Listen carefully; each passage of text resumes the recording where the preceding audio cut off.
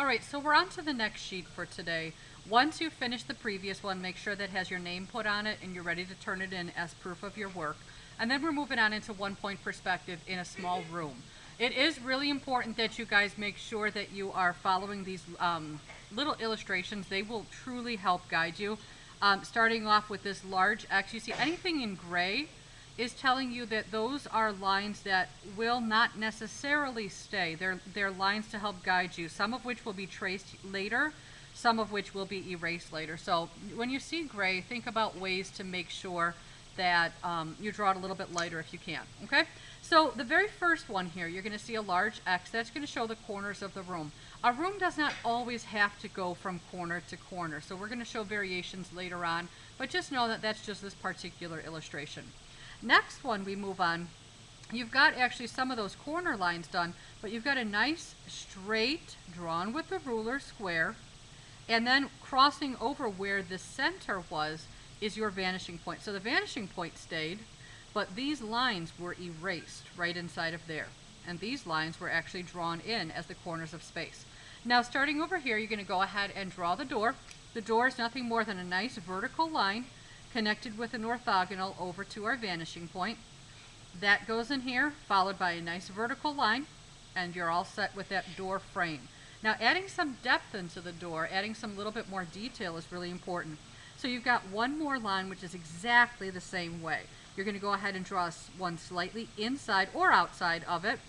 You're going to go ahead and connect that orthogonal, drop this side down with a nice vertical line, and then do a little doorknob. It's really important. If anything's on the back wall and it's circular, it's going to be a perfect circle.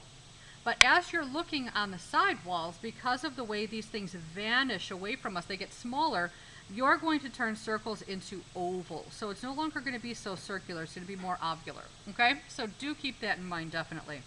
We move to the other window, the other side of the room, and the window is nothing more than the door, but instead of going all the way to the floor, there's another orthogonal right on the bottom, okay? Now, as we move along, you're going to see that evenly spaced out. It's really important that you notice this. It was evenly spaced out through the bottom, and I'm going to give you some tips on how to do that. You're going to move on into your orthogonal lines that follow through. Those orthogonal lines are going to help guide you into making a tiled floor. So I'm going to set that up really quick. Tilt this up a little bit. See a little bit more of the base. Okay, so I'm going to go ahead and set that up really quick. I'm going to put my horizon line. I'm going to go ahead and say my vanishing point is over here. I'm sorry, that's not my horizon line, that's my floor line. I'm going to go ahead and set up my room.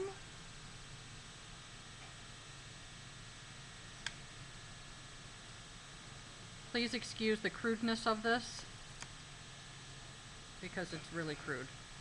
Okay, we're just going to do it like this. We're going to pretend that that's our back room. Of course, yours is going to be much nicer than mine. Please make sure it's much nicer than mine.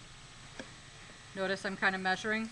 Now along this floor line, that's where I'm going to go ahead and evenly space it. So what I do is I usually put one right in the middle from these 2 points. I'm going to put one right in the middle of here and do the same over here. And there are 1, 2, 3, 4 spaces. And then I'm going to go ahead and split each one in half again. So I'll put one there, one there, one there, and one there. So I've got all of those which are going to be connected to this vanishing point. Make my orthogonals. Notice once you kind of get a little bit more confident, you don't have to trace all of that. You can just trace the points that you know you need.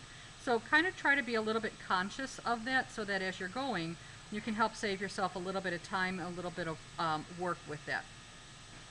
So again, please realize for the essence of time and video length, this is a little bit messy and a little bit rushed. So you're going to see that that's going to give you, this could be a wood floor. This could be a really nice way to add that in.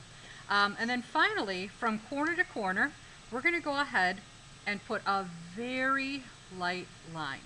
And that very light line is going to be how wide these tiles are. So when I move this over a little bit, you're going to see that this line, when it intersects with this first one, is where I would draw a horizontal line. When it intersects here, another horizontal, etc. So it has that vision of that particular floor fading away and getting smaller in the distance. So again, I find my nice crossing over of that line with my orthogonal. I line it up. I use the edge of my paper. Let me go ahead and get this a little bit up. There we go. Make sure it's nice and even with the edge of that box or my paper, and you're going to put that in there. This one crosses right here. Again, nice and even. I'm going to pull that in there. Crosses here, nice and even. And you're going to see pretty quickly, you're going to see some tile happening. Mine is not as perfect as yours will be. Like I said, mine was a little bit messy because I didn't set up my room properly. I just kind of talked you through it.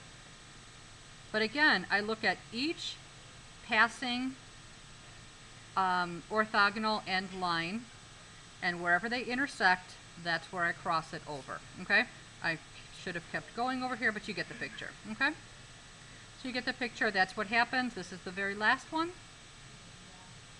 And that's what gives us that proper depth, okay? So once you are done, what you're going to see, once you're done with that tiled floor, you're going to see some really great things happening in this room. What I'd like you to try is I'd like to see if you can add some details in there, paying careful attention to what it is and how it will appear in here. You know, if it's on a side wall, the ceiling, or the floor, it's going to shrink back. If it's on the back wall, because it's a perfect square, it's going to be perfectly visible. But you have to allow that item to interact with everything that's in here.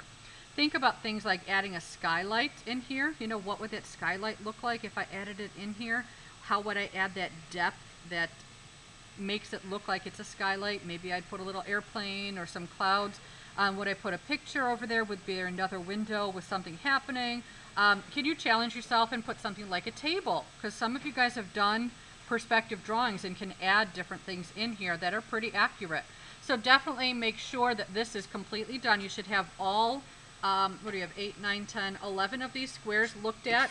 You should have this drawing right here in the middle done obviously much better than mine, my quick drawing. And then I want to see details added in here. I want to see everything that's over here in your 11 squares, plus some details. Make me proud, do some great work, and I look forward to seeing these. Don't forget to put your name on it and turn it in at the end.